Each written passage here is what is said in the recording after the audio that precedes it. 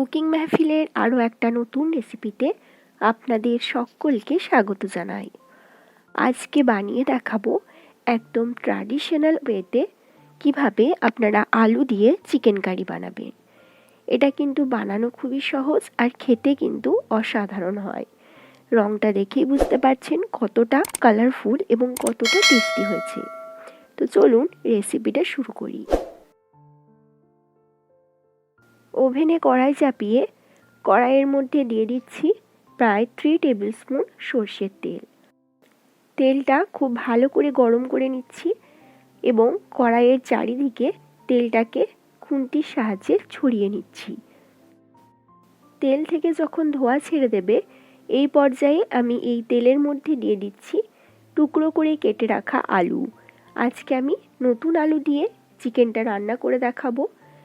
এবার এর মধ্যে দিয়ে দিচ্ছি খুব সামান্য একটু হলুদ গুঁড়ো। এবার আলুটাকে খুব ভালো করে ভেজে নিতে হবে। আলুগুলোকে নেড়ে চেড়ে আমি খুব ভালো করে ভেজে নিয়েছি। কালার হওয়ার আগে পর্যন্ত আলুগুলোকে ভেজে নিলেই চলবে। এবার আলুগুলোকে আমি একটা পাত্রে তুলে নিচ্ছি। সেম কড়াইয়ে আমি অ্যাড করে দিলাম আরও সামান্য একটু সর্ষের তেল, যেহেতু আমার আরও একটু তেল লাগবে। এই গরম তেলের মধ্যে দিয়ে দিলাম 3টে লবঙ্গ ফোড়ন। এবার দিয়ে দিলাম হাফ কাপ পেঁয়াজ কুচি। পেঁয়াজটাকে আমি খুব ঝিরিঝিরি করে কুচিয়ে নিয়েছি। আর দিলাম একটা তেজপাতা। এবার পেঁয়াজটাকে গোল্ডেন ফ্রাই করে ভেজে নিতে হবে। নেড়ে চেড়ে পেঁয়াজটাকে একটু ব্রাউন করে ভেজে নিতে হবে। দেখুন পেঁয়াজটা আমার ভেজে নেওয়া হয়ে গেছে। এই পর্যায়ে আমি অ্যাড করে দিচ্ছি একটা মিডিয়াম সাইজের টমেটো। টমেটোটা দেওয়ার সঙ্গে সঙ্গে আমি নুন দিয়েছিলাম, তারপর টমেটোটা গলে গেছে।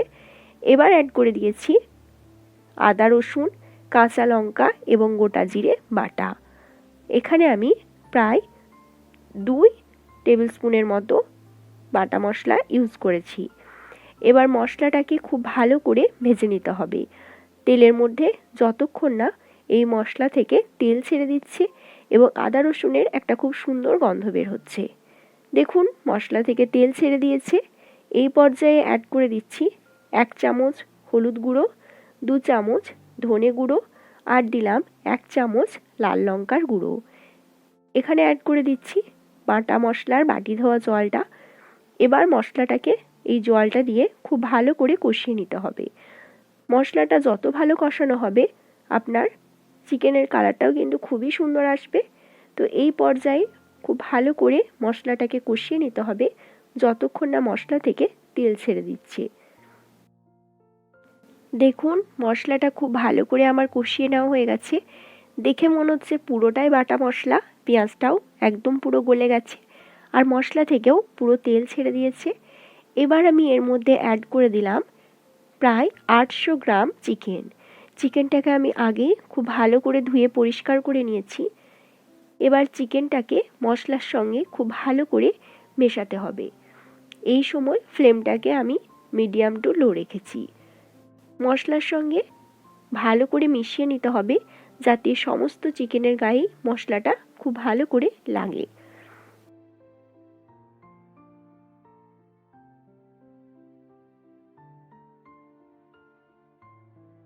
দেখুন চিকেনটা খুব ভালো করে কষানো হয়ে গেছে। সমস্ত চিকেনের গায়ে কিন্তু মশলাটা খুব ভালো করে লেগে গেছে। এবার এটাকে ঢাকা দিয়ে 10 মিনিট মিডিয়াম ফ্লেমে কুক করে নেব। দেখুন 10 মিনিট পরে চিকেন থেকে অনেকটা জল ছেড়ে দিয়েছে। এই রান্নাটা কিন্তু এক্সট্রা করে চিকেনটা সেদ্ধ করার জন্য জল লাগে না, গ্রেভির জন্য জল লাগে, কিন্তু এই চিকেনের থেকে যে জলটা বের হয় তাতেই কিন্তু চিকেনটা খুব ভালো মতো সেদ্ধ হয়ে যায়। এবার আরও একবার ভালো করে নেড়েচেড়ে দিচ্ছি। চিকেনটা কিন্তু যত ভালো কষানো হবে আপনার চিকেন কারির কালারটাও কিন্তু খুবই সুন্দর আসবে। অ্যাড করে দিলাম স্বাদ মতো নুন। নুনটা দিয়েও খুব ভালো করে একবার কষিয়ে নিচ্ছি। দেখুন অনেকটাই কিন্তু জল ছেড়ে দিয়েছে। আবারও ঢাকা দিয়ে দিলাম। ঢাকা দিয়ে এটাকে কুক হতে দেবো। দেখুন প্রায় 10 মিনিটের মতো আবারও ঢাকা দিয়ে রেখেছিলাম। এখন কিন্তু অনেকটাই চিকেন থেকে জল বেরিয়ে গেছে। আবারও একবার ভালো করে কষিয়ে নিচ্ছি।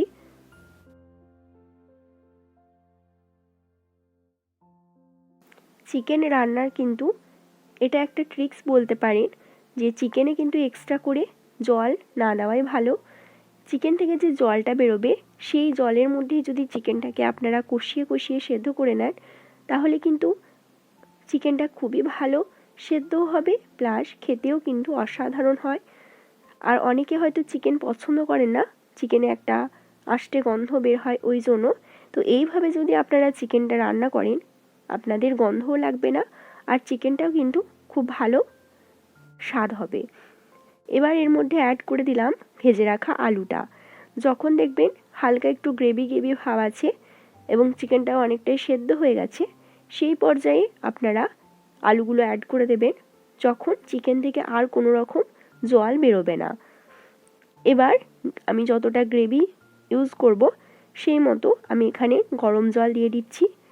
যেহেতু আজকে চিকেন কারি বানাবো, একটু ঝোল ঝোল হবে, সেই জন্য আমি এখানে পরিমাণ মতো জলটা দিয়ে দিলাম আলুটা সেদ্ধ করে নেওয়ার জন্য। আলুটা যখন ফ্রাই করেছিলাম তখন অনেকটাই সেদ্ধ হয়ে গেছিলো, বাকিটা এই জলে সেদ্ধ হয়ে যাবে। আর অবশ্যই গরম জল ইউজ করবেন। জলটা দিয়ে একবার ভালো করে নেড়ে চেড়ে নিচ্ছি খুন্তির সাহায্যে। এই পর্যায়ে কিন্তু খুব বেশি নাড়াচাড়া করা যাবে না, হালকা হাতে নেড়ে নিতে হবে, না হলে চিকেনগুলো কিন্তু ভেঙে যাবে বা ছেড়ে যাবে। এবার আমি এর মধ্যে অ্যাড করে দিলাম এখানে মেটেটা। আমি কষানোর সময় মেটেটা দিইনি, কারণ অনেক সময় মেটেটা ভেঙে যায়, সেই জন্য এই যে ঝোলের মধ্যে আমি মেটেটা হালকাভাবে ছেড়ে দিলাম। দেখুন ফুটে উঠেছে অনেকটাই, আলুগুলো আমার একদম সেদ্ধ হয়ে গেছে আর চিকেনটাও রেডি হয়ে গেছে। এই পর্যায়ে আমি অ্যাড করে দিয়েছি ধনেপাতা কুচি আর দিয়েছি 1 চামচ গরম মশলার গুঁড়ো। এবার এটাকে নামিয়ে গরম গরম ভাত বা লুচির সঙ্গে পরিবেশন করুন। আমি এখানে লুচির সঙ্গেই পরিবেশন করেছি। আশা করছি আজকের রেসিপিটা আপনাদের অন্যান্য দিনের রেসিপির মতোই ভালো লেগেছে। ভালো লাগলে অবশ্যই আমাকে কমেন্ট করে জানাবেন। আর এই রকমই আরও ভালো ভালো নতুন নতুন রেসিপি দেখার জন্য অবশ্যই আমার চ্যানেলটিকে সাবস্ক্রাইব করে পাশে থাকা বেল আইকনটিও ক্লিক করে দেবেন। দেখুন চিকেনের কালারটা কত সুন্দর এসছে, একদম লাল লাল। আর আলু দিয়ে চিকেন কারি কিন্তু কার ভালো লাগে আমাকে কমেন্ট করে অবশ্যই জানাবেন। নমস্কার।